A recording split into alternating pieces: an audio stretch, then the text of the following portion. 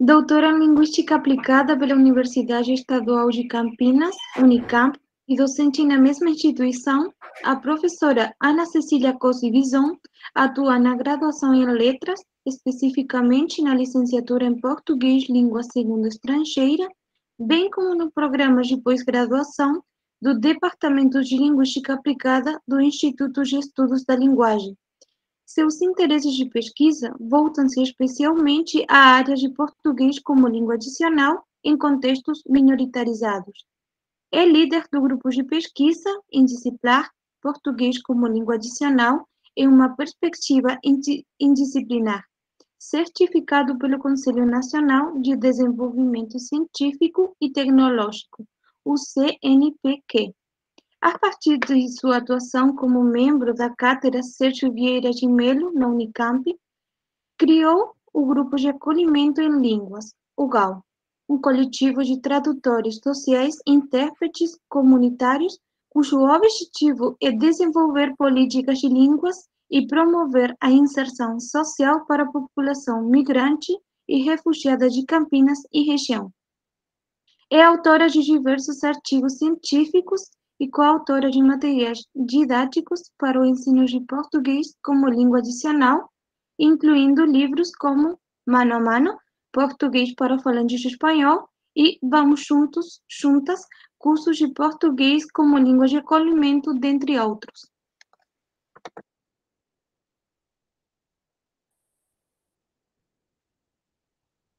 Vamos lá, Anabela.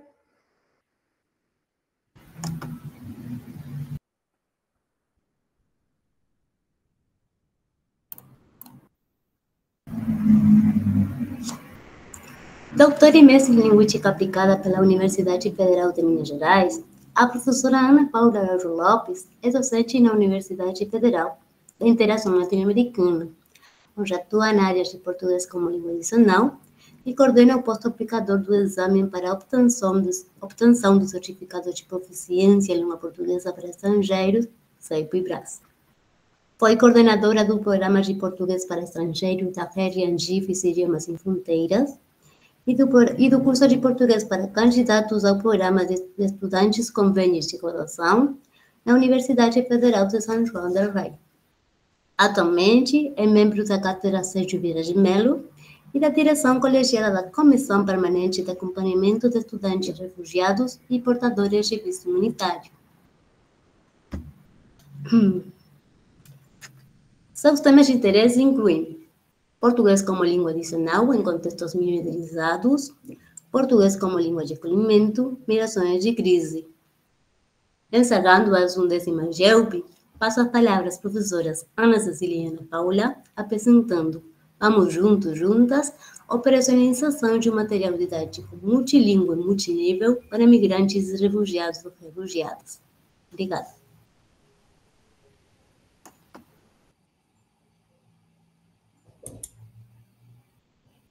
Obrigada, gente. Posso apresentar minha janela? Minha tela? Claro. A Paula, só me permita agradecer aos organizadores, né, das jornadas, uma alegria estar aqui com vocês. Agradecer especialmente a professora Patrícia pelo convite. Eu estou aqui no Timor-Leste, um contexto, né, extremamente multilingüe, e esse é um dos pontos, né, das jornadas, e pela distância e pelas questões mesmo, né, aqui territoriais e sociais do Timor-Leste, eu tenho bastante instabilidade na internet, na comunicação. Já caí umas 4, 5 vezes e voltei. Então, eu vou acompanhar, né, a apresentação da Ana Paula, a quem eu também agradeço pela parceria e pela apresentação conjunta hoje. E aí, na medida do possível, vou fazer as minhas inserções e depois espero também estar aqui no debate final.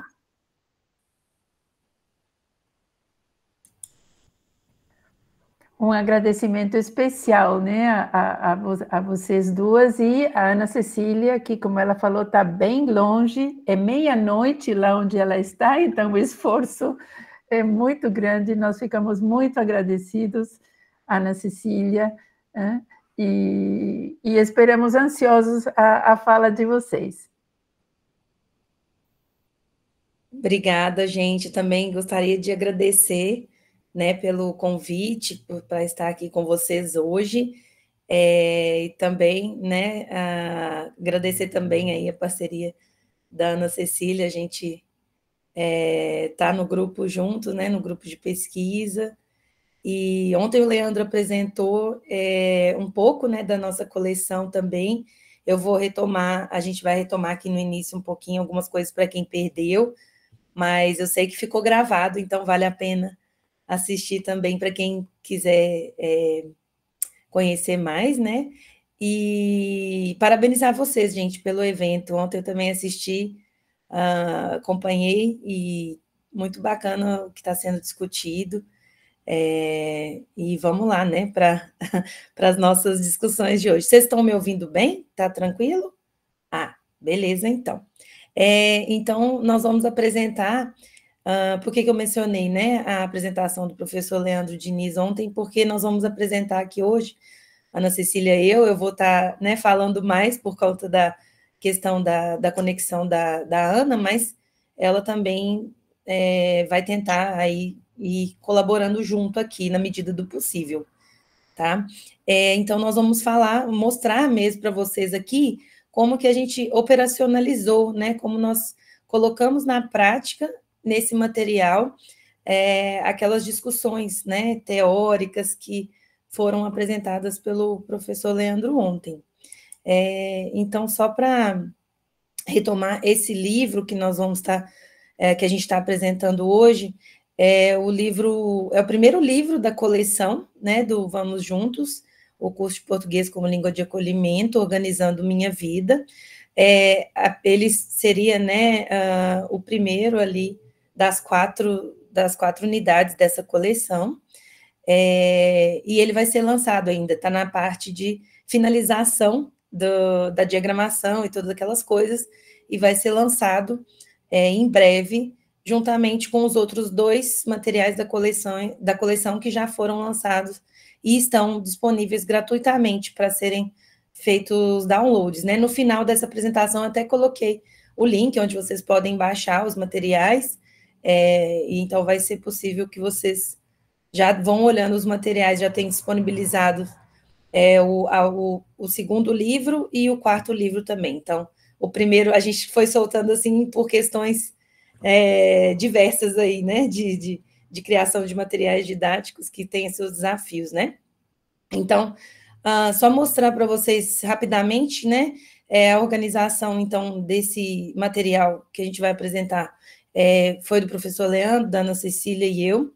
A gente tem essas 5 unidades, que os materiais, todos os materiais da coleção têm 5 unidades, né, e aí estão os autores também das unidades. Nós vamos focar mais especificamente para apresentar algumas questões na unidade 1, essa unidade que inaugura, então, esse livro. E além do material mesmo do livro do estudante, né, que vocês podem ver que é o livro do estudante, nós também disponibilizamos, né, o livro do professor, o livro de autoestudos, né, que o estudante pode utilizar para estudar em casa, ou o professor também pode fazer uso desse livro dentro de sala de aula, né, para complementar alguma questão, mas a priori, né, a princípio foi pensado para que o estudante estude sozinho em casa, né, sendo aí o nosso público-alvo, muitas vezes pessoas, né, trabalhadores, adultos, que podem fazer isso no seu tempo, né,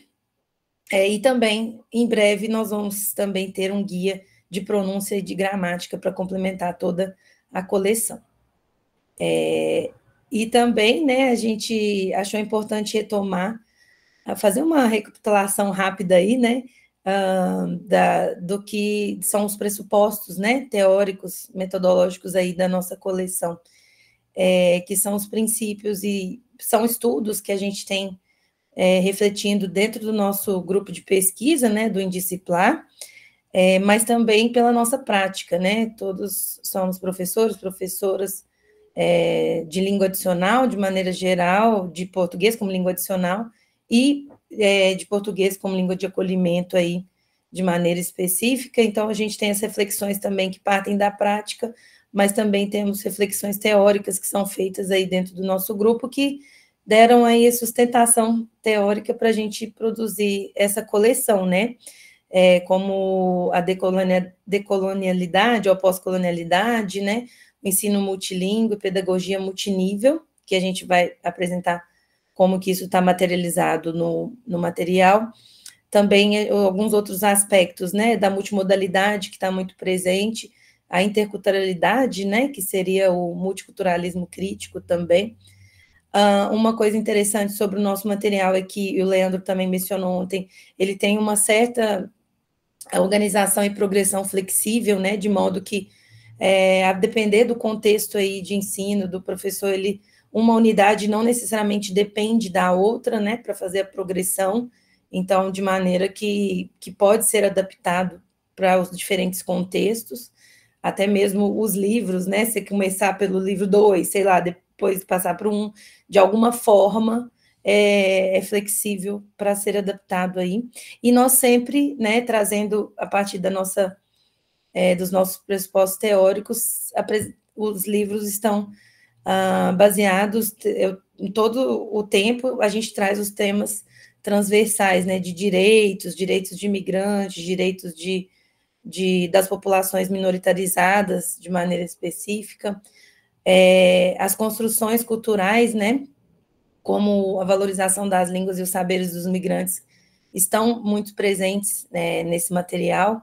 Inclusive, migrantes fizeram parte, né, migrantes de crise, né, nesse contexto de refúgio, e outras denominações, fizeram parte da elaboração dessa coleção, sejam atuando como tradutores ou também como produtores, autores das unidades, né? E a gente tem aí a perspectiva também da educação para a diversidade, né?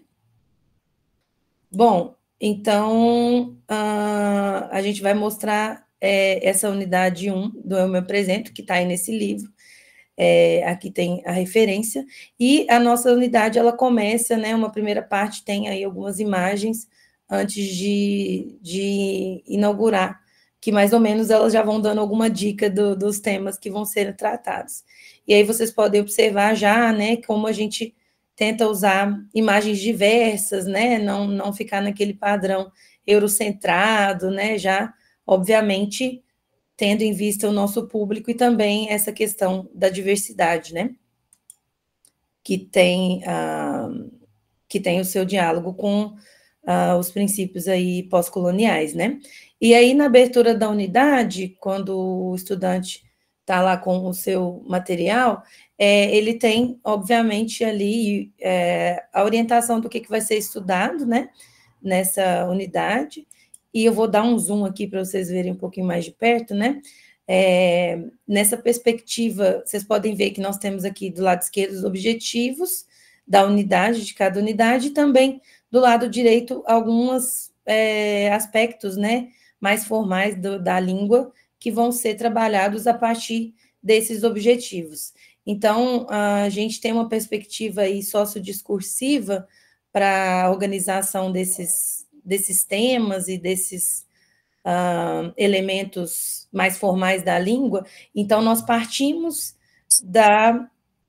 dos propósitos comunicativos, né, do que a gente quer que o estudante seja capaz de realizar na língua alvo, né, no caso do português, e de temas maiores que são caros para nós aí, como a questão dos direitos sociais e também da educação para a diversidade. Então, a gente parte disso para, então, mobilizar as estruturas da língua e não o contrário, né? Então, nós não temos uma progressão baseada somente em elementos formais da língua, né? A partir do que a gente está tratando na unidade, a gente mobiliza o conhecimento que é necessário para que eles cumpram com esses objetivos aqui, como esse, nesse caso, dessa unidade, valorizar as línguas da comunidade, da sua comunidade, apresentar-se, fazer perguntas pessoais, discutir diferentes tipos de estrutura familiar e conhecer parte do histórico migratório brasileiro, né? E aí, a partir disso, eles vão ver algumas coisas, como o vocabulário de apresentação pessoal, o alfabeto, a pronúncia das letras, lembrando que é a primeira unidade do primeiro livro, né? Pronomes possessivos, o verbo ser e estar, alguns números, palavras interrogativas, pronomes e advérbios interrogativos, ordem dos nomes completos no Brasil e vocabulário relacionado a relações de parentesco e árvore genealógica.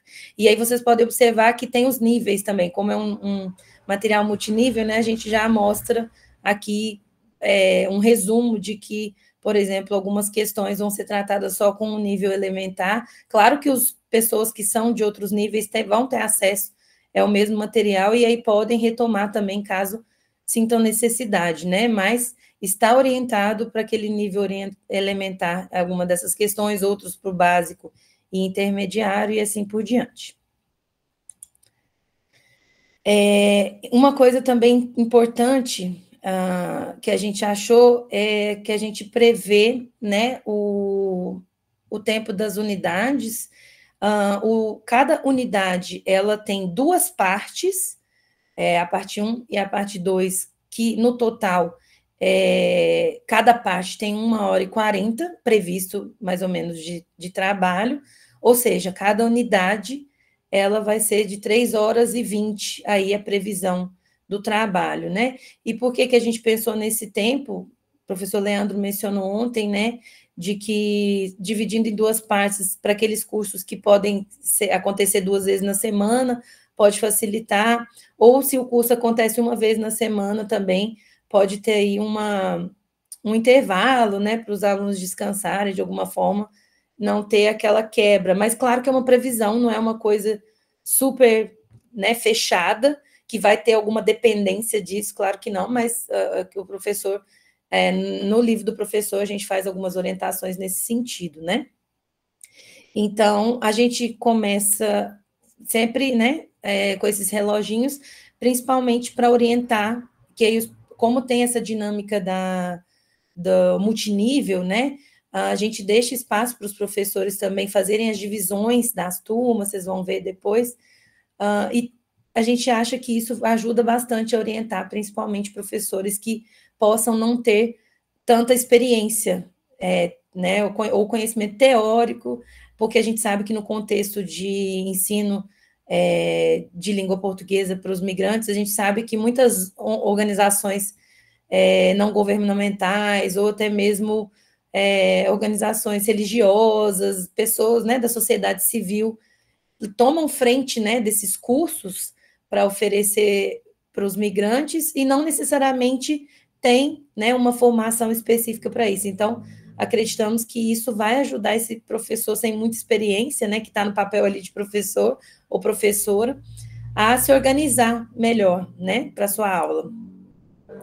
Então, a primeira coisa que vocês vão ver, aqui eu fui dando uns prints, né, do material, ao invés de ir rolando o material com vocês, eu fui dando alguns prints das partes, mas está seguindo essa lógica aqui, só para ficar mais didático aqui a apresentação, mas depois vocês podem fazer o download do material e ir observando essas questões.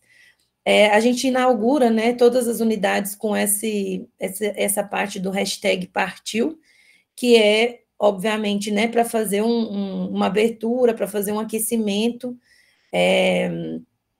com o estudante ali acerca do que vai ser mobilizado naquela unidade, e esse hashtag partiu é realizado sempre com todos os estudantes, né, de todos os 3 níveis que a gente está orientando nesse material, e é feito aí para mobilizar também conhecimento prévio, apresentar algumas questões de vocabulário iniciais que vão ser, né, necessárias para o desenvolvimento da unidade de maneira mais geral, e vai entrando, né, vai levando o estudante para já pensando algumas coisas que a gente quer trabalhar, né? Então, de novo, né, a multimodalidade, a gente tenta apresentar também sempre imagens nesse momento, não só imagens assim em formato de desenho, né, de ilustração, mas também imagens de fotos, né, de contextos reais, dependendo do assunto que está sendo tratado aí. Nesse aqui, a gente teve que usar uma ilustração justamente porque a gente está falando ali de apresentação pessoal, tem um mapa mundi, nesse caso, a pessoa tem que, basicamente, né, se apresentar, falar de onde é, e a gente também já pede para a pessoa ensinar aí para todo mundo como que é dito o nome do seu país no seu próprio idioma, né, ou nos seus idiomas de origem, né, que essa pessoa tem conhecimento, porque não necessariamente a pronúncia que a gente tem dos países é a pronúncia, né, que a pessoa tem do seu próprio país. Então, já começa de cara, né, trazendo essa identidade, essa identificação para dentro da sala de aula, que está alinhado aí com o contexto também pós-colonial, né, que a gente não quer de maneira alguma apagar, né, ou achar que esse estudante não tem nada a acrescentar de alguma forma, só aprender conosco, né? Isso é algo que a gente sempre está tentando evitar no material. Claro que eu creio que nenhum outro material tem essa expectativa de apagar, mas por uma certa consequência pode colaborar para esse processo. Então, o nosso material a gente tenta deixar explícito algumas questões para que realmente o próprio estudante reconheça que ele tem espaço dentro desse material. Nós temos também, na medida eu vou mostrar como que os aspectos formais da língua vão sendo mobilizados dentro do material, né? Então, por exemplo, em alguns momentos nós temos quadros auxiliares. Então, por exemplo, nesse momento que eles estão se apresentando, eu sou de tal lugar, né? Eu sou, meu país é tal. A gente já tem esse quadro do Vai Uma Ajudinha, que tem geralmente esse símbolo aqui de um coleguinha ajudando o outro a subir um degrau, né? Meio que para mostrar essa perspectiva aí do auxílio. E aí eles têm, né, o país, a nacionalidade, já essa referência estrutural aí de como que ele poderia utilizar para a pessoa já ir também criando as suas conclusões, de repente, de que a gente fala de Angola ou do Brasil, da Bolívia, né, aquela coisa dos pronomes e também dos artigos antes do nome. Então, não necessariamente o professor precisa parar e explicar toda essa estrutura antes do aluno começar a falar, né? E sim, já está ali, e o aluno, depois, em outro momento, ele vai ter um tempo para refletir sobre isso. Então, quando a gente quer só focar mais na produção, tem esses quadros. E aí tem um Saiba Mais também, muitas vezes, que é esse do bonequinho com jornalzinho, que são informações complementares que se relacionam com o que está sendo falado, como, por exemplo, aqui, nós estamos falando de nacionalidades, né? Então, obviamente, pensando no nosso público, vão ter pessoas que talvez não tenham nacionalidade reconhecida, né? Que são os apátridas. Então, a gente não poderia deixar de fora da discussão que existem pessoas que não têm nacionalidade. Então, a gente visibiliza isso também, né? E não tratar como senso comum de que todo mundo tem uma nacionalidade, por exemplo. E aí, gente, assim a gente vai seguindo, né? Eu vou pular para dar um pouco mais de foco na parte 2, justamente porque eu acho que ela consegue visibilizar a nossa lógica aqui. Então, aquilo que eu apresentei até então está na parte 1, e aí vai seguindo algumas questões, vai trabalhando um pouco disso da apresentação pessoal e outros elementos que vocês viram ali na apresentação geral da unidade, e aí a gente entra na parte 2. E na parte 2 a gente vai focar, no primeiro momento, no depoimento de uma mulher migrante, que é a Prudence Libonza, que é uma mulher migrante que está no Brasil, né? E aí vocês vão verem aí nessa sequência como que a gente materializa esses nossos pressupostos, né? E aí vocês vão ver que nessa segunda parte já inicia com preparando-se, né? O que seria esse preparando-se quando tem esse ícone, né? E essa parte é justamente aquele momento em que a gente vai fazer a divisão, o professor vai fazer ali a divisão da turma para realizar atividades que vão ser de diferentes níveis, né? Então, sempre ele tem essa estrutura, preparando-se, ele tem o que vai ser feito, olha, esse número dessa atividade 10. Então, já avisa para a pessoa, olha, você lerá na atividade 11 trechos do depoimento de uma refugiada congolesa chamada Prudence Kalamba Libonza, disponibilizado no website do Alto Comissariado das Nações Unidas, aqui no Brasil.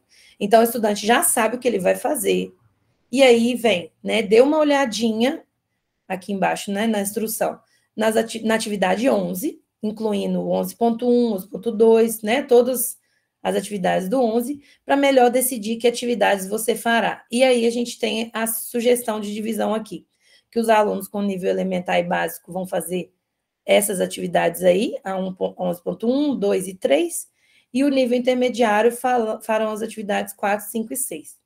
Né? Então, nesse momento, nós temos lá no livro do professor algumas orientações, né? Se o professor já conhece a turma, ele pode ajudar o estudante, deve, né? Ajudar o estudante aí nessa dúvida de que nível que eu estou. E por que a gente está falando disso, né? Que ontem foi mencionado pelo Leandro, mas caso alguém tenha perdido, porque é muito comum, né, nesse contexto também, que as turmas sejam bem heterogêneas. Claro que em outros contextos de ensino de língua adicional sempre tem uma certa heterogeneidade, né? Nossos alunos nunca são homogêneos, mas a gente às vezes tem processos definidos, às vezes, de nivelamento, e outras coisas que podem diminuir essas diferenças. E no caso desse contexto, como ele é muito fluido e às vezes não tem um início marcado, um final marcado, uma data de entrada marcada, né, para esses estudantes, às vezes eles vão rodando ali, vão chegando pessoas com nível bem diferente das outras que já estão na turma, ou até mesmo estando na mesma turma, tem níveis bem marcados, né? Porque não tem, muitas vezes, esses processos de nivelamento. Então, é necessário, a gente achou interessante trazer essa questão da pedagogia multinível, justamente porque o professor consiga atender todo mundo ali de alguma forma, fazendo essa divisão, né? Então, vai ter momentos que eles vão se dividir, e é importante falar, em nível assim, mas também tem algumas atividades que eles se dividem a depender dos idiomas que falam. Isso também é interessante. Mas não tem nessa unidade 1 nenhuma dessas características, mas vocês podem depois ver no material, nos outros livros, como isso aparece também, pensando na questão multilingüe, né? Então, depois que o estudante conversa ali, né, forma a dupla, e aí sim o professor ajuda, né, nessa divisão, e aí sim a gente entra nas atividades. Né? Então, aqui eles têm 15 minutos para fazer a leitura e realizar as atividades conforme o caso. Né? Então, cada dupla vai seguir ali daquela orientação. Né?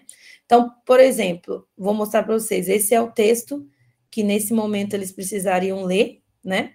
Que seria essa apresentação dessa mulher, né? Então, nós vemos aqui, também dentro da nossa perspectiva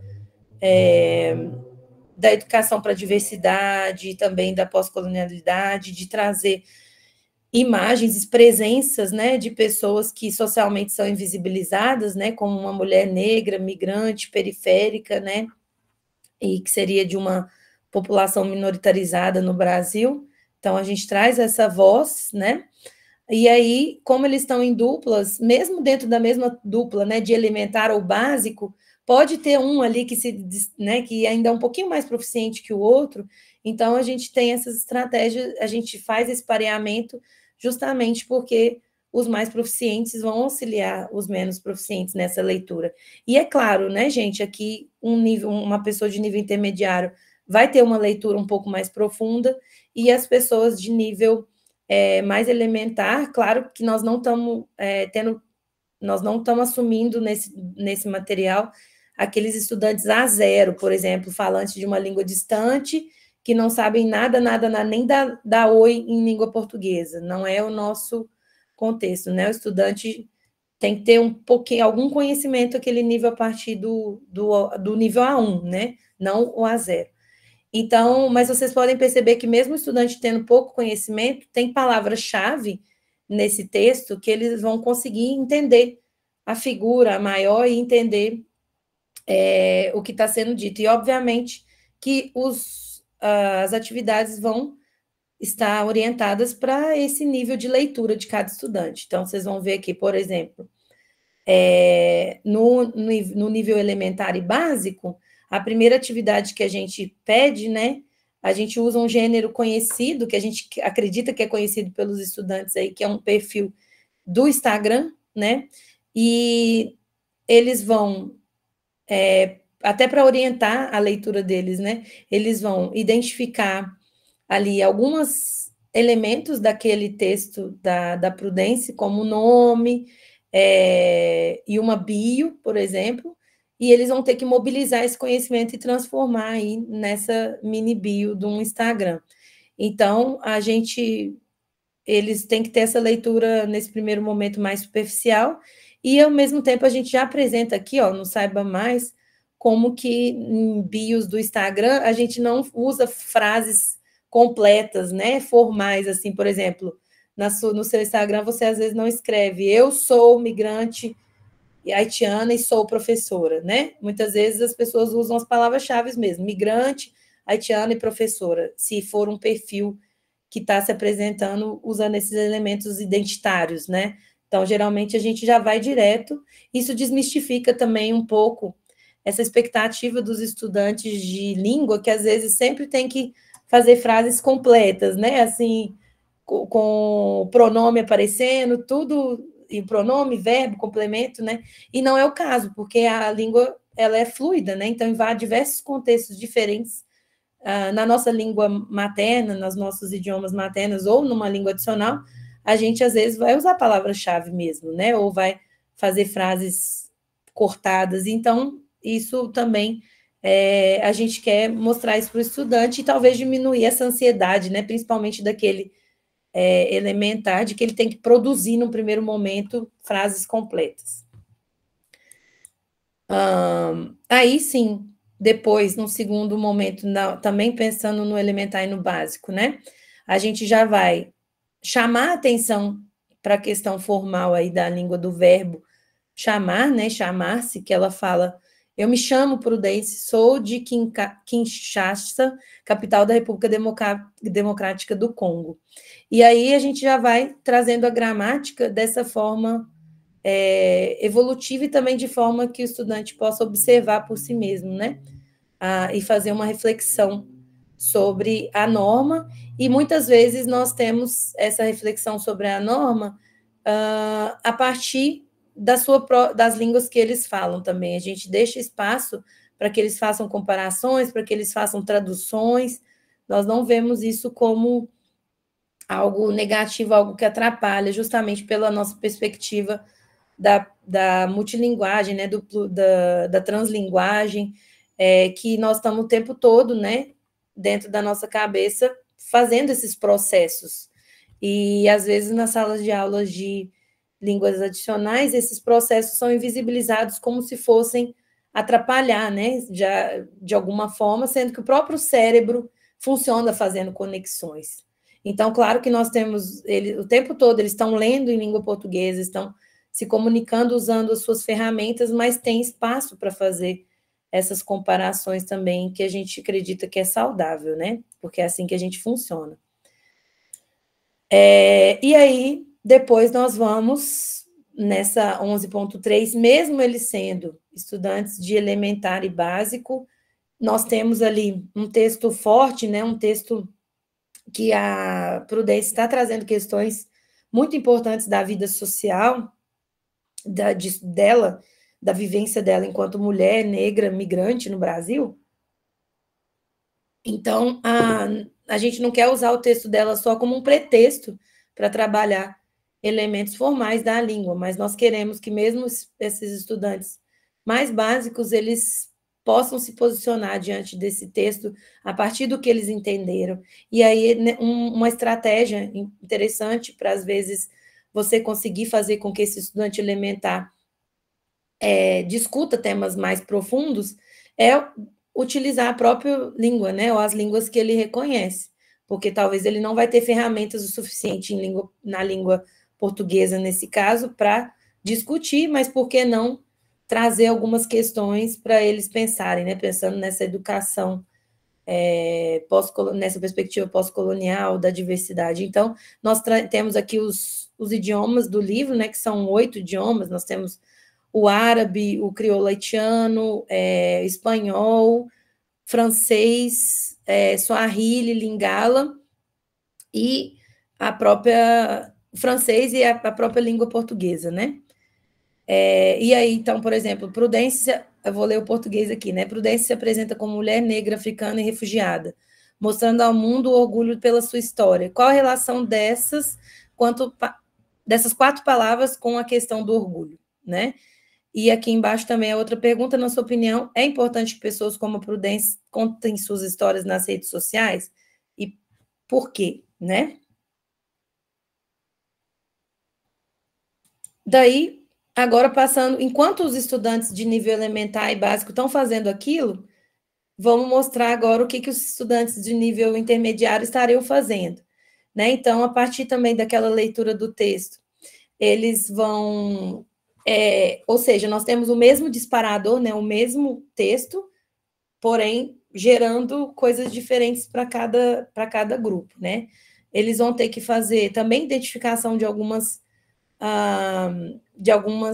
informações básicas lá da Prudência, né? Claro que nós estamos focando aqui nessa unidade 1, se apresentar, né? Falar de si mesmo, então por isso que nós estamos mobilizando isso. E aí o gênero que eles vão ter que conhecer aqui, e que a gente acha que já é um gênero mais reconhecido por eles, que é o formulário de solicitação de refúgio no Brasil. Esse é o formulário mesmo, apesar que hoje em dia ele está sendo feito também de maneira virtual, né? Antes era assim no papel, mas a gente até apresenta isso para os estudantes, né? Que hoje ele é virtual, mas são essas as informações que são solicitadas. Então, tem aí também esse propósito, né? De quem não conhece poder conhecer, e quem já conhece reconhecer, e ser mais fácil de trabalhar com esse gênero, né? Então, eles têm que identificar aí algumas questões dela. Aqui já aparece, por exemplo, a questão do nome social, né, das questões das identidades de gênero, que nesse momento não vai ser aprofundado, porque nós vamos ter na unidade 2, tratando sobre documentação e tudo, e aí é abordado com mais profundidade questões de gênero e o nome social, né, para pessoas trans no Brasil.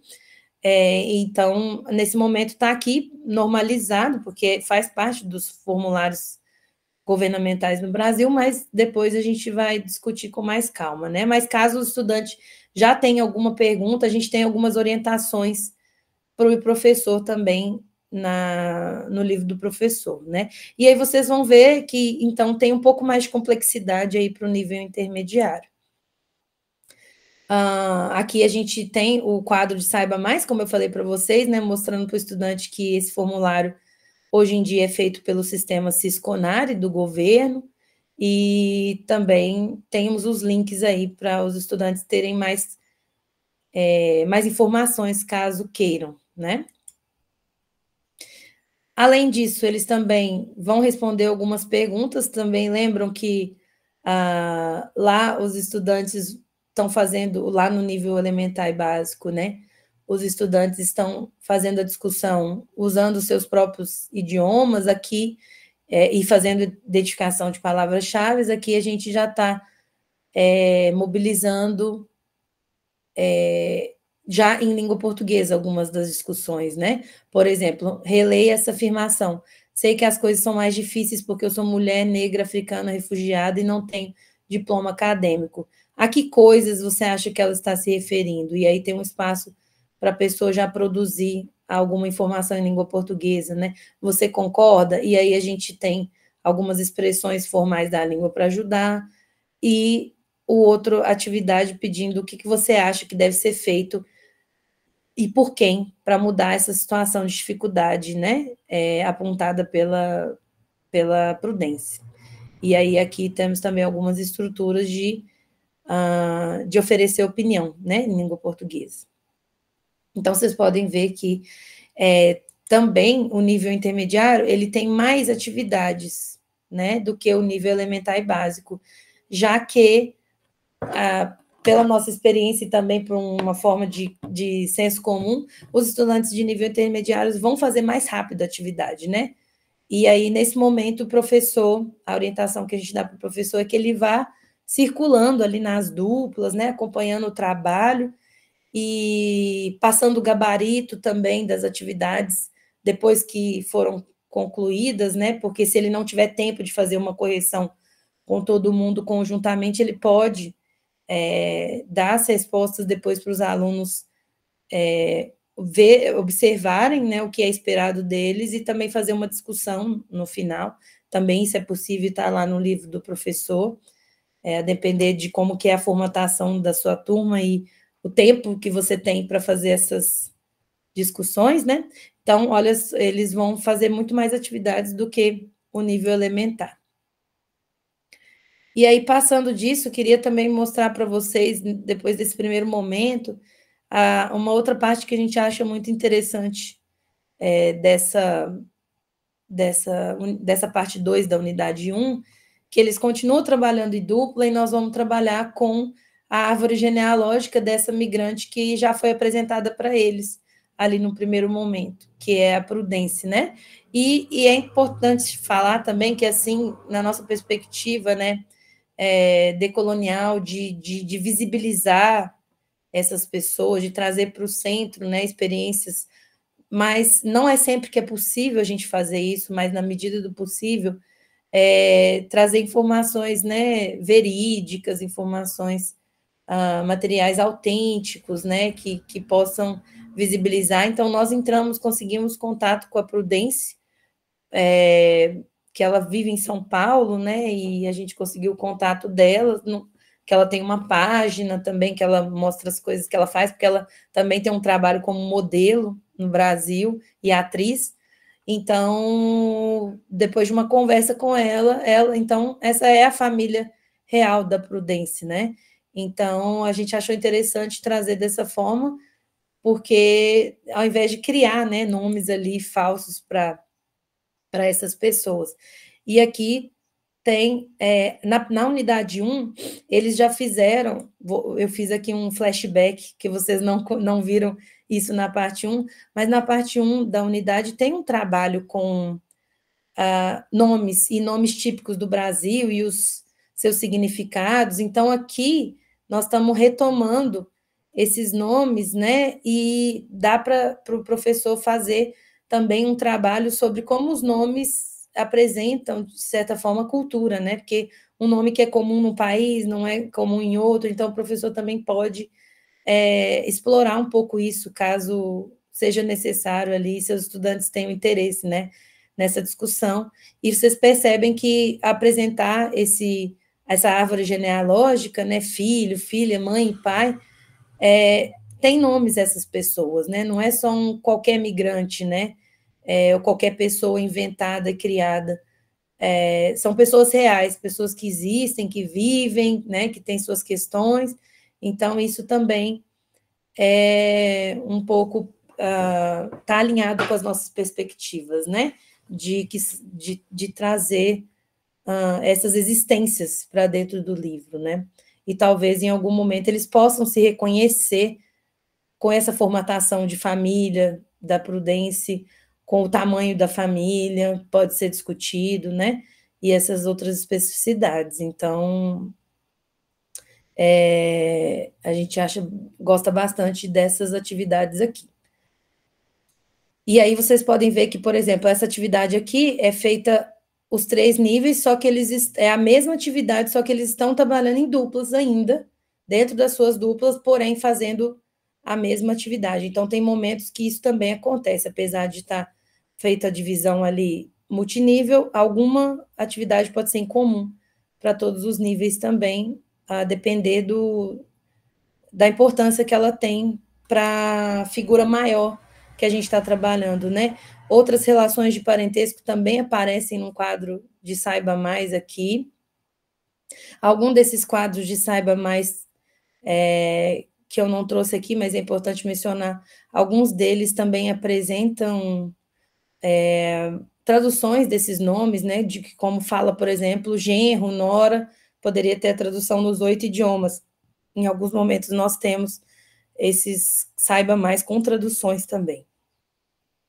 E aí, só para a gente já ir encaminhando para o final, eu queria mostrar também como... Então, vocês podem ver a multimodalidade aí presente também, que a gente, né, tenta fazer uso de textos escritos, textos orais, né, imagens, tudo aquilo para ajudar a construir o entendimento, né, e o reconhecimento por parte de estudantes e professores ali. E aí, esse é um vídeo para mostrar para vocês a questão da transversalidade, né, no material. Então, a gente já teve o momento de eles conhecerem uma pessoa migrante, reconhecer e conhecer a história dessa pessoa, e agora eles vão ter acesso a um vídeo de apresentação também, mas que o pano de fundo é o SUS, né, que é o Sistema Único de Saúde, e o vídeo se chama O SUS é para Todos.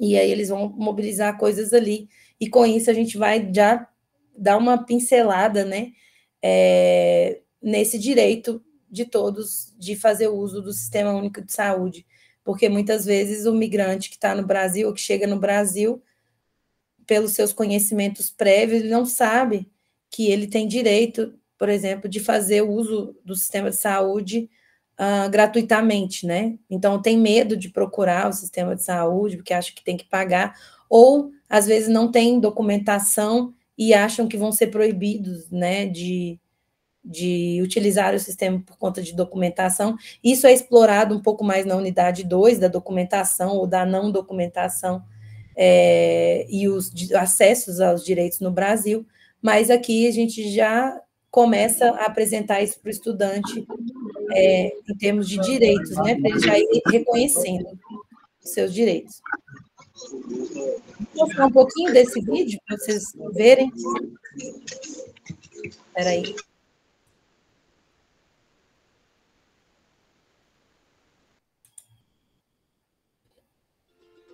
Eu sou do Congo, meu pai é do Congo, minha mãe é do Congo, minha avó é do Congo, todo mundo da minha família é do Congo. Eu sou Pichu Luambo, eu sou professor de francês, eu sou congolês, eu sou imigrante. Sou descendente de japoneses, meus pais e avós nasceram no Japão, na cidade de Fukuoka. Meu nome é Vera Marta Takayama, sou farmacêutica, trabalho na Coordenadoria Regional de Saúde Sudeste, sou descendente de imigrantes. Sou paulistano e brasileiro. Meu pai é brasileiro de Minas Gerais. Minha mãe é brasileira de Alagoas. Meus avós, do lado da minha mãe, são portugueses e nordestinos. Meus avós, do lado do meu pai, são mineiros e espanhóis. Meu nome é Alexandre Rocha Santos Padilha. Sou médico e hoje sou secretário municipal de saúde de São Paulo. Eu sou descendente de imigrantes. Meu pai é boliviano, minha mãe é argentina, meus avós são bolivianos, descendentes dos quechuas. Meu nome é Giovanna Moya, sou boliviana, sou web designer, ele é brasileiro. Eu sou imigrante. Je suis immigré. Sou descendente de imigrantes. Eu sou imigrante. Eu sou descendente de imigrantes. O SUS é um serviço de acesso universal para todos.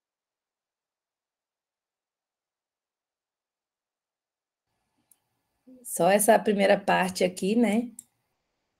E aí, os estudantes vão, dentro aí das suas duplas, né? Fazerem as associações, só para vocês verem aqui. E aí a gente traz alguns quadros de Saiba Mais, falando também sobre esse direito de acesso ao SUS, mesmo que ele vai ser trabalhado depois. Então, é dessa forma que a gente vai mobilizando, né, esses temas em favor do que a gente quer e a partir do que a gente quer trabalhar desses temas, a gente vai convocando, né, os elementos formais também da língua na medida do possível.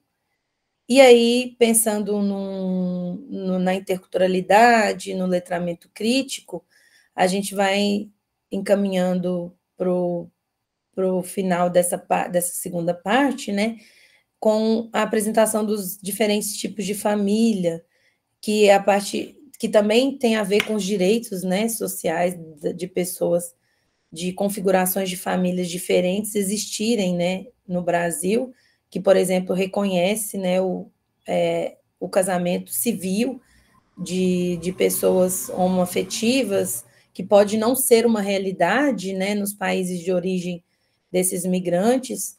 Então, também uma perspectiva dos direitos e também uma perspectiva, caso a pessoa não esteja acostumada, né, com essa questão, ou se sinta desconfortável, mas que pelo menos possa reconhecer como legítimo, né? Então, trabalhar nesse sentido do letramento crítico, né? Da diversidade aí dessas pessoas. Não partindo do pressuposto de que todo mundo vai ter preconceito com, por exemplo, diferentes famílias, não só LGBTs, né? Nós temos aqui nesse material, foi selecionado a questão de 2 mães, 2 pais, mas também temos, né, uma configuração de família heteronormativa, ou família solo, né, como mãe solo, ou aquelas famílias ampliadas, né, que quem criam os filhos são os avós, os tios. Então, tá tudo junto aí, mostrando que a diversidade, muitas vezes a gente fala em diversidade de família, pensa logo na questão LGBT, mas tem outras questões, né, que estão envolvidas. Então, por isso que esse material foi selecionado, né? Então, eles vão, obviamente, mobilizar de novo aquele conhecimento sobre os nomes lá que eles já aprenderam com a família da Prudence, né?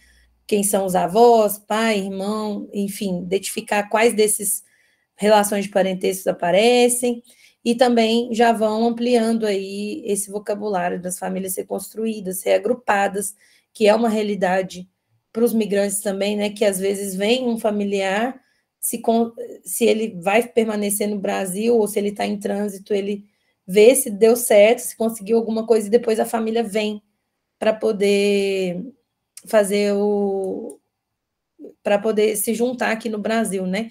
Então, e isso nós temos políticas no Brasil para esses migrantes que querem trazer suas famílias, então também isso aparece aqui.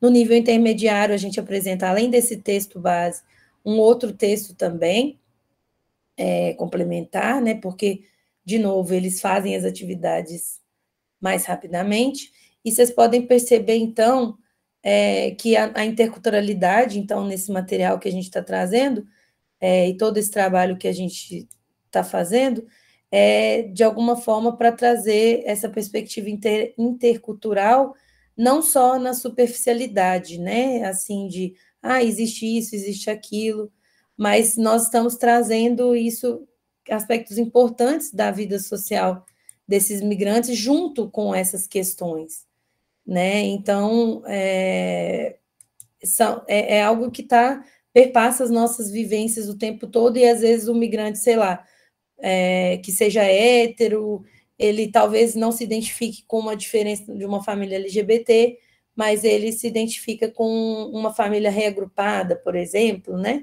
E aí ele vê que ele não está tão distante assim da sua própria realidade. Então, a gente tenta trazer isso essa discussão mais profunda por meio do que é mobilizado aí, por meio das atividades que estão trabalhando aspectos formais da língua, mas, ao mesmo tempo, tentando, né, já levantar essas discussões. Então, sempre naquela perspectiva sociodiscursiva do que a gente quer que eles façam, mobilizando temas transversais e, a partir daí, trazer o conhecimento formal do idioma. Claro que eles vão aprender vários vocabulários aqui, e dentro do livro do professor, nós chamamos atenção em alguma dessas atividades para o professor dar mais ênfase em talvez algum aspecto formal da língua aqui ou ali, ou também com os quadros do Saiba Mais, que também ajudam a fazer isso. Então, só para vocês verem a evolução aí, depois que eles fazem esses trabalhos individuais, eles vão ter um momento da turma toda, porque isso dentro da pedagogia multinível é um aspecto importante, que você tem os momentos de divisão da turma, mas tem sempre momentos que eles vão se reagrupar novamente para mobilizar aquilo juntos, né, do que eles viram nas suas subdivisões ali de nível. E aí, claro, que nesse momento que está todo mundo junto, pode ser um disparador único, como aqui esse infográfico também, acrescentando um pouco mais de informações sobre famílias no Brasil, e aí todo aquele conhecimento que eles já conseguiram formalizar na sua mente, dentro dos seus grupos, do seu próprio nível de proficiência, aqui eles não vão ser provocados para falar no grupo, né? E aí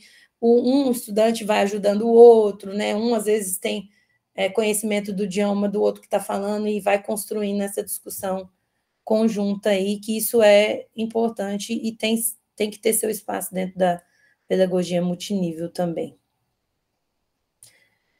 E aí, assim vai, gente. Aí depois eles entram em questões de migração, e aí vai...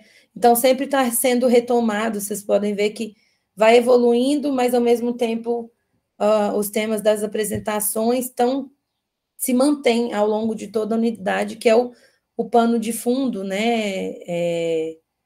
Em termos formais, de aspectos gramaticais da língua, mas os temas amplos que estão sendo mencionados, eles têm aí a apresentação desses grupos minoritarizados e também a apresentação das questões de migração, já que é um momento que eles estão fazendo apresentações pessoais. Então, essas questões como família, origem, fluxo migratório vão aparecer. Então, por isso que estão mobilizadas aí nessas atividades, para que eles tenham ferramentas de, no final da atividade, conseguirem se apresentar, né? Então, no nível elementar, eles voltam, eles têm que fazer uma própria ficha de uma rede social para eles, e aí é livre para eles se apresentarem. E no nível mais intermediário, eles vão fazer um depoimento também, assim como a Prudence fez, né? Então, os do nível básico e intermediário já vão fazer um depoimento também sobre si, para ser publicado na página do Acnu, né, nas redes sociais do Acnu. Então, usando lá aquele formatação que a Prudence usou, eles podem se basear, e também tudo que eles aprenderam aí na unidade, eles vão mobilizar na produção escrita também. Bom, gente, é isso. Espero que tenha ficado claro algumas questões. Desculpa se eu falei rápido aqui, mas que é questão do tempo, né? A gente se empolga. Temos aqui o meu e-mail, o e-mail da professora Ana Cecília, e aqui embaixo tem o link, né, lá do NEPO, na Unicamp, onde está publicada a coleção, e aí onde já tem lá os dois livros que já estão publicados, junto com o livro de autoestudos, e tudo que a gente vai sendo lançado vai ser disponibilizado nessa página também, e nós também temos o material publicado, impresso, né? Então, caso alguém queira adquirir também, é possível. E aí tem as orientações aí, nesse link, tá bom? Obrigada pela atenção, e agora a gente fica aberto para as considerações e conversar com vocês, né? Muitíssimo obrigada, Ana Paula, Ana Cecília acompanhando também. Quanto trabalho de coordenação de várias questões e dimensões, né? Porque vocês são vários autores, vários volumes, que trabalhão, que trabalhão. Temos aqui uma pergunta do Marcos. Eu queria saber se tiveram alguma dificuldade na hora de planejar o material levando em conta que muitos dos estudantes migrantes possuem uma grafia diferente da nossa, e claramente isso poderia interferir na leitura e na escrita do aluno. Interessante a sua pergunta. Obrigada pela pergunta. A gente, primeiro, né, se a gente teve desafios aí criando material, acho que é uma pergunta que tem duas partes. E isso que você falou, Patrícia, é real, né? Um trabalhão a gente tem a coordenação geral de cada volume, né, da coleção.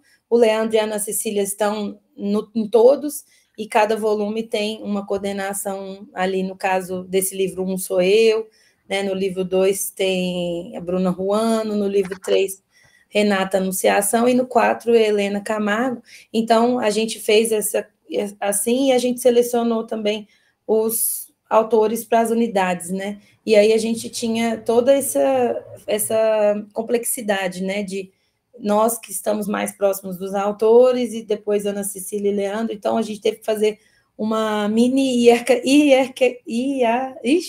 uma hierarquiazinha, vamos dizer assim, de comunicação, porque realmente foi mais complexo do que a gente imaginava, né? Tanto que os materiais a gente faria todos juntos de uma vez, para já liberar os 4, mas por essa complexidade mesmo, e também pela um pouco de novidade que a gente está trazendo da questão multilíngua e multinível, foi mais complexo do que a gente imaginava, então atrasou um pouco essas publicações, mas elas estão sendo feitas aí, e a gente quer que vocês usem e deem feedback para a gente também, né, de como que acontece na prática. Então, teve esses desafios. E aí, a segunda parte da pergunta, acho que é do Marcos, né? É que ele falou, por exemplo... Ana Paula. Isso, pode falar, Ana. Uma coisa importante foi que,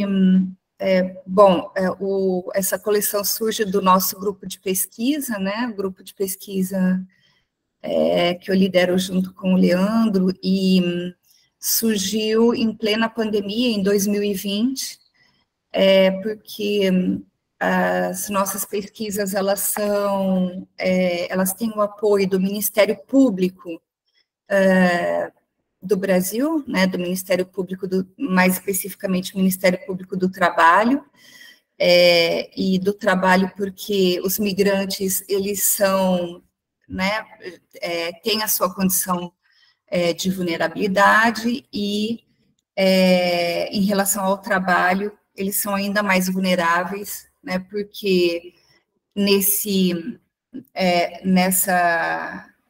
percurso de deslocamento, eles acabam né, podendo ser mais vítimas, né, do trabalho análogo à escravidão, justamente porque precisam de trabalho e muitas vezes estão se sujeitando a quaisquer condições, né. E aí, em plena pandemia, então, o Ministério Público desafia, né, o nosso grupo de pesquisa a fazer ações que possam minimizar essa vulnerabilidade. E aí, o que estava faltando mesmo, né, a partir da nossa pesquisa, era tentar operacionalizar um material didático que justamente materializasse as nossas discussões sobre o português, sobre acolhimento, né, a migrantes, e português como língua de acolhimento. E aí coincidiu que o Leandro estava, nesse momento, na França, fazendo o seu pós-doc, e justamente um pós-doc que era voltado ao estudo do multinível. Então, isso casou completamente, né, porque era uma coisa muito nova, né, para o grupo de pesquisa, e a partir da pesquisa do Leandro, né, a gente formou um grupo de 50, nós somos 50 dentro do grupo que fez o Vamos Juntos, que está fazendo o Vamos Juntos, né. Então, desses 50 somos, né, Leandro e eu, né, coordenando, mas já temos né, vários doutores, Ana Paula, Helena, né, todos doutores, e doutorandos, mestrandos também. Então, todos com uma atuação no português como língua adicional, e praticamente todos com atuação no português como língua de acolhimento. Essa logística, né, ela precisou primeiro de uma fase de formação. Todos nós entendermos o que seria essa pedagogia multinível. Né? Então, o Leandro nos formou por um tempo, né, nessa pedagogia multinível, e aí juntos, né, pensando juntos, nós fomos buscando operacionalizar esse multinível e essa questão multilingüe, também fomos testando, né, vários formatos, várias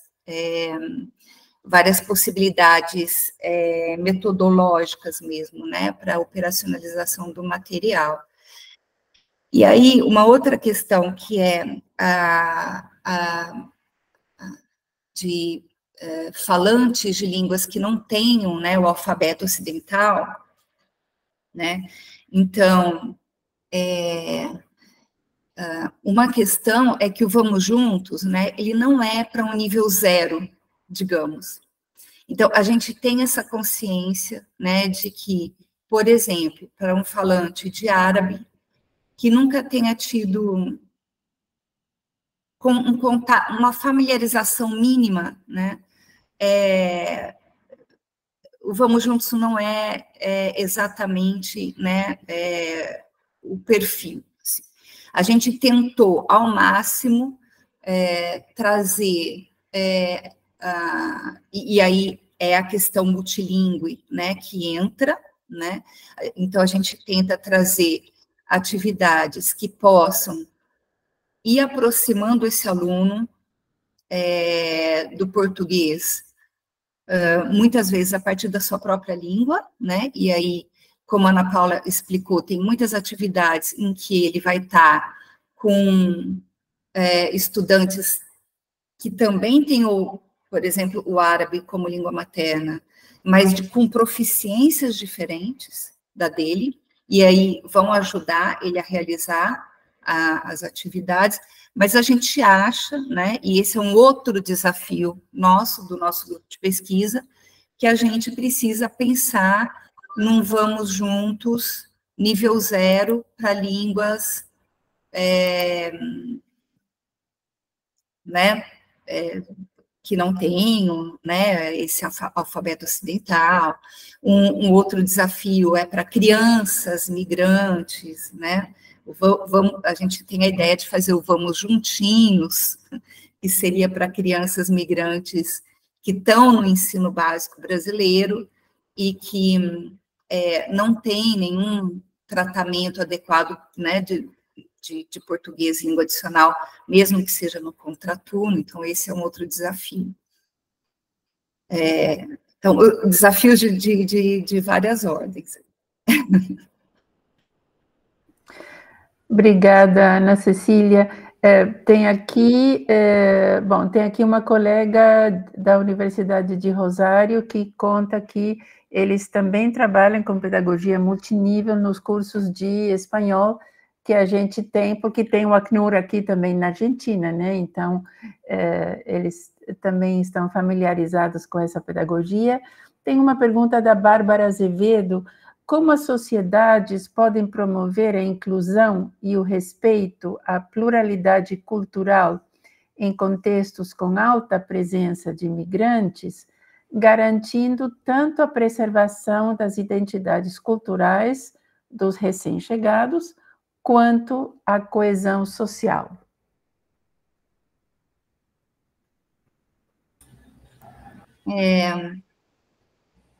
Posso falar?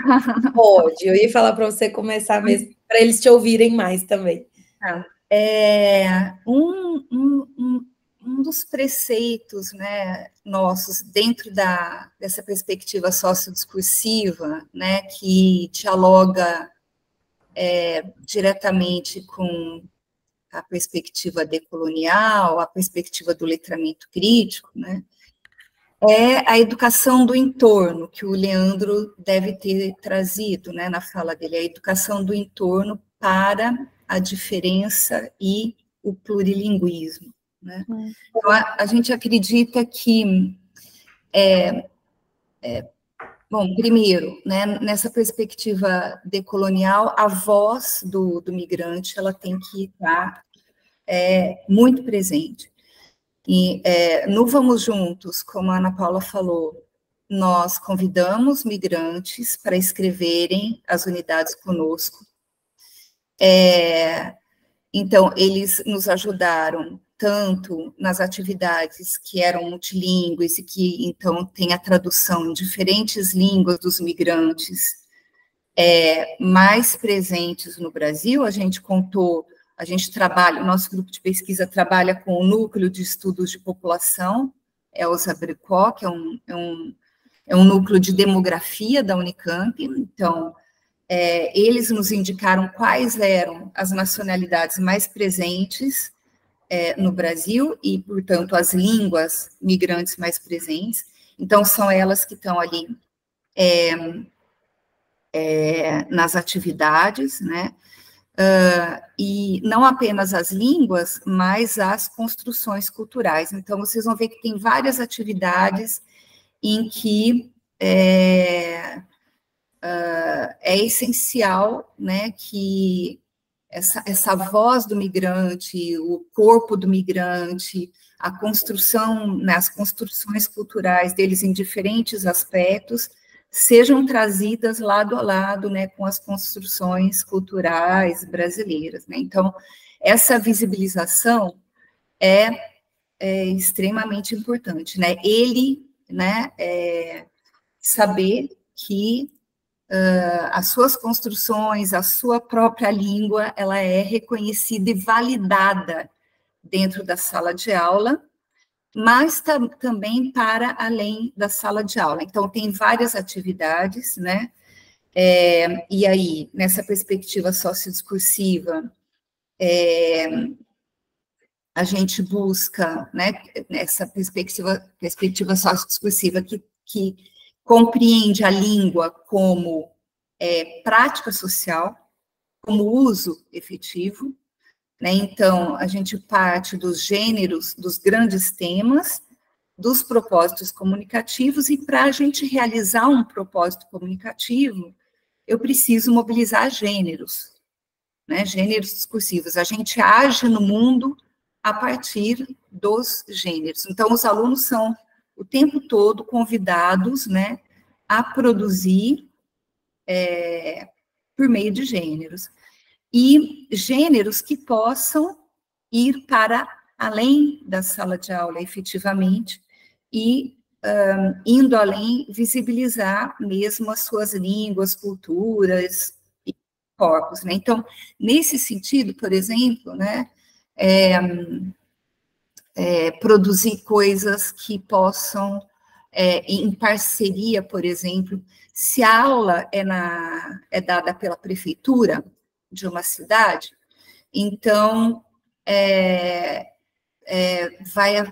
estão lá previstas atividades em que os estudantes vão produzir um roteiro, por exemplo, né, um roteiro forte, multilingüe, em português, mas também em outras línguas, e que isso possa ser divulgado para outros migrantes, né? Ou uma sessão, né, de depoimentos em português, mas em outras línguas, e que possam ser veiculados pela prefeitura, divulgando as culturas presentes na cidade, né? Então, no momento em que isso é divulgado, né, você está levando e validando, né, essas pessoas para a sociedade, essas pessoas ensinando, por exemplo, né, os brasileiros a fazerem coisas, tanto em português quanto em outras línguas, né? Isso valida essas pessoas. Elas não estão sendo assimiladas, né? Elas não estão não estão no Brasil para simplesmente aprenderem o português, mas elas podem também ensinar coisas, tanto em português quanto em outras línguas, né? Então, essa produção, né, multilíngue, ela precisa ser validada para além da sala de aula. Então, pensar sempre que possível em atividades que possam fazer essa via, né, para além da sala de aula e possam funcionar como uma educação do entorno, no sentido de mostrar para os brasileiros, né, que essas pessoas também têm muito a ensinar. Não sei se deu para responder, para entender. Claríssimo, claríssimo. Maria José, você tinha uma pergunta, se não me engano. Sim, em primeiro lugar, parabenizar a Ana Paula, a Ana Cecília, por esse trabalho enorme que vocês fizeram. Eu queria fazer um comentário e uma pergunta. O comentário se vincula com o modo como foi diagramado o material, que particularmente me chamou a atenção pelo fato de... Eu acho que vou dizer uma tolice, mas para mim foi muito impactante ver o espaço que cada folha tem para a resolução das atividades. Ter espaço para escrever, não encher a folha de um texto e não sei o quê, e uma imagem, né? Me dava a sensação assim de tempo, vinculava o espaço com tempo de trabalho tranquilo, né? Então, não sei se isso foi propositado, mas para mim foi uma linda surpresa ver um material que me provocava tranquilidade como professora. E a pergunta, eu acho que Ana Cecília um pouco já respondeu, mas se vincula com se a coleção foi pensada em função de pesquisas que vocês realizaram, e a Ana Cecília comentou que sim, mas também quanto entrou em jogo a experiência prática. Ela esteve presente, por exemplo, na seleção dos tópicos das unidades, que também achei super interessante. Estou lembrando de um em particular que tem a ver com locomoção na cidade.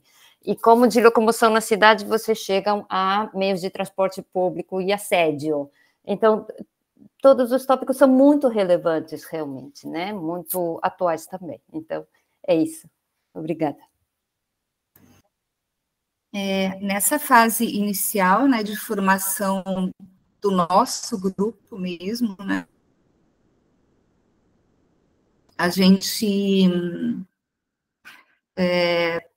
pensou no formato, inicialmente, Maria José. A gente, bom, Leandro e eu temos bastante experiência, né, com produção, elaboração, publicação de material didático, e aí a gente pensou o quão importante seria a gente decidir, mas isso foi muito pensado com todo o grupo ao longo do processo, né, de formação, mas foi importante a gente decidir as seções do material. Então, primeiro nós fizemos um grande formato mesmo do material, com as seções que ele teria, com essa questão das partes, né? A parte 1 é para quanto tempo de aula, a parte 2 é para quanto tempo de aula. Consideramos que, normalmente, quem disponibiliza esses cursos ou é uma prefeitura, ou por exemplo, dentro de uma ONG ou de uma universidade, normalmente são 2 vezes por semana, 2 encontros de 1h30, 1h40, ou no sábado, né? E aí você tem essas aulas duplas, né? Então, a gente pensou nesse grande formato, né? Parte 1 para essa quantidade de horas, a parte 2 para mais essa quantidade de horas, né? E quantas semanas levariam essas unidades, né? E que proficiência a gente buscaria alcançar com essas 5 unidades em cada livro.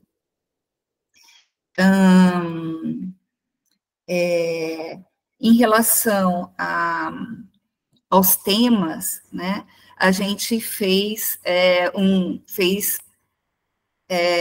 brainstorms, mas aí sim, já pensando nos 4 livros, né? Então, nós fizemos separadamente. Então, nós fizemos uma formação conjunta para esses 50 que participariam dos, né? Mas já dividimos, né? Quem queria para cada um dos livros, e aí Leandro e eu trabalhamos separadamente com as equipes de cada temáticas, né, de cada um dos livros. Então, decidimos em conjunto os grandes temas dos 4 livros, mas depois Leandro e eu trabalhamos com cada livro, com a equipe de cada livro, os subtópicos desse grande tema, né? E aí, os professores pesquisadores que estavam em cada um dos livros, aí, né,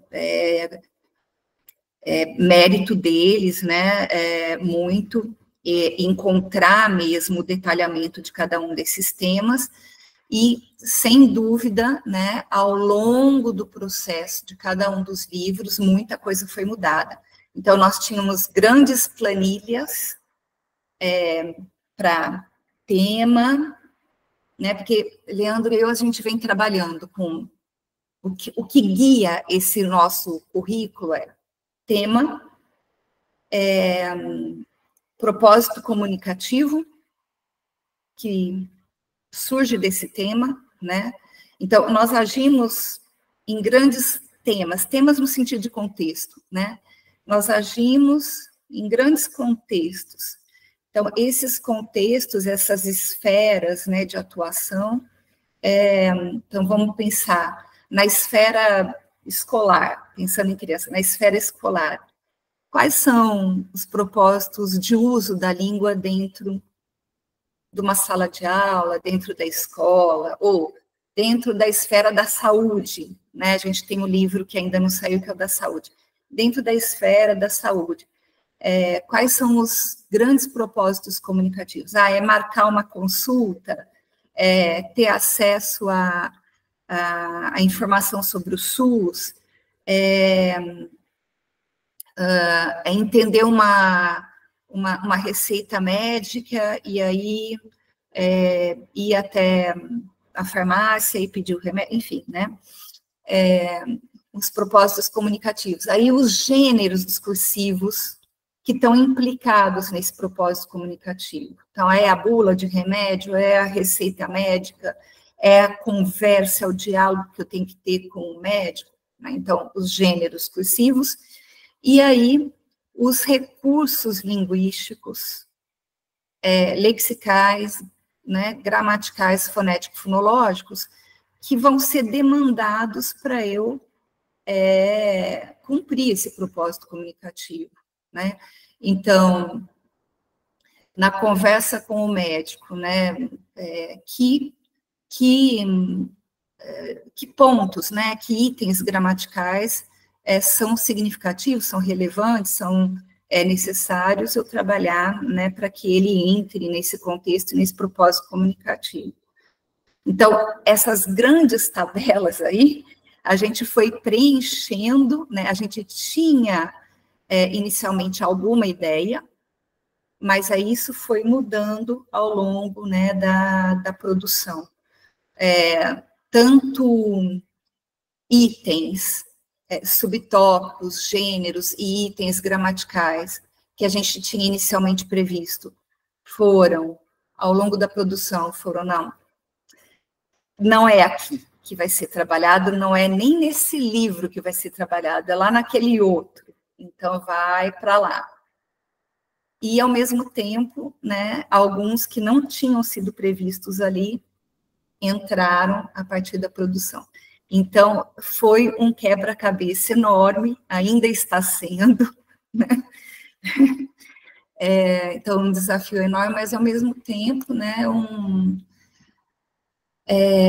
um ganho muito grande, porque foi a pesquisa alimentando a pesquisa, a experiência, né, lógico, não somente do Leandro, mas de todos eles, né, a testagem do material, porque muitas vezes cada um de nós, eu, por exemplo, sou professora de estágio na Unicamp, estágio para licenciatura em português, né, como língua adicional. Então, eu tenho salas de aula de português como língua de acolhimento, em parcerias com a Prefeitura de Campinas, e em muitos momentos eu pude testar, né, vários desses materiais, e aí dar retorno, né, o que está funcionando, o que não está, o que poderia ser mudado, né. Então, um ganho, né, para a formação do professor, para a formação do pesquisador e do elaborador de material didático, porque uma coisa que tem que ser dita, né, que eu gosto muito de falar, é que nós, acadêmicos, né, teóricos, a gente teoriza muito, mas muito pouco a gente dá a cara a tapa para elaborar material didático, que não é uma coisa... Porque a gente fica muito vulnerável, né? Porque a teoria é uma instância, mas quando a gente materializa em material didático, em estratégia de ensino, né, aí é que as pessoas realmente vão ver se aquilo que a gente está teorizando, né, está ali na prática, é o grande desafio, né? Então, a gente fica muito mais vulnerável. E não só por isso, né, a gente também tem pouco tempo, né, porque a gente faz 500 coisas, né, dá aula, orienta, não sei o quê, e é um trabalho grande, né, como vocês viram, um trabalho enorme, desgastante, né, que ocupa muito tempo, então,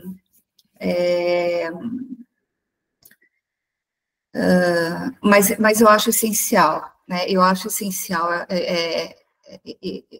eu acho muito necessário, né, que a gente que faz pesquisa dê aula para graduação e também, né, a gente que ensina língua e teoriza sobre o ensino de língua, que a gente também busque elaborar material didático e estratégia, né, metodologia de ensino. Eu queria só complementar, mesmo apesar do tempo, desculpa, Patrícia, mas só essa pergunta da Maria José, eu achei interessante falar, né, como que a gente, por exemplo, parte do transporte e chega no assédio, né, ter todo esse processo que a Ana descreveu, e eu acho que a montagem das equipes também são pessoas que, apesar de ter experiência também, própria Ana Cecília e Leandro tiveram ao montar, assim, as grandes equipes e as menores, pegar pessoas também diversas, né? Eu, por exemplo, sou uma pessoa LGBT e, assim, a gente, a partir da nossa própria experiência e das nossas próprias pautas e também de pesquisas paralelas que a gente faz, então, tão presentes dentro desse material, a diversidade também nas autorias. Então, para nós era, a partir de brainstorming aí de temas e tudo mais, de não deixar de fora questões relevantes da vida social. Então, os próprios autores traziam, ou nós, como coordenadores dos livros, a gente apontava, aqui precisa trabalhar alguma coisa mais de problematização social, porque a cultura, né, a gente não queria um material também que apresentasse a cultura como se ela fosse uniforme, sem nenhum problema, que não é assim, até pela nossa experiência em sala de aula, como a nossa experiência teórica demonstra os nossos alinhamentos, né, com a linguística aplicada em disciplinar, por exemplo, já nos leva para esse lado. Então, foi mais ou menos dessa forma. Ou vinha das próprias ideias de quem estava produzindo, ou de provocações que a gente fazia no grupo, e aí a gente ia trazendo isso para dentro do material, tendo em vista que a gente não ia deixar isso de fora, que era algo que também nos pontuava aí no caminho, né? Acho que só para complementar. A riqueza da diversidade, né? Muito obrigada. Uma outra questão bem bacana que a gente conseguiu, né, na estruturação de toda a equipe, é que a gente, cada unidade são 3 autores, né, e a gente conseguiu também colocar por exemplo, um doutor, muitas vezes era um doutor, um mestrando e um licenciando em português como língua adicional. Então, foi uma riqueza muito grande de aprendizagem, né, porque ou dois doutorandos e um licenciando, né, então sempre essa diferença de formação também.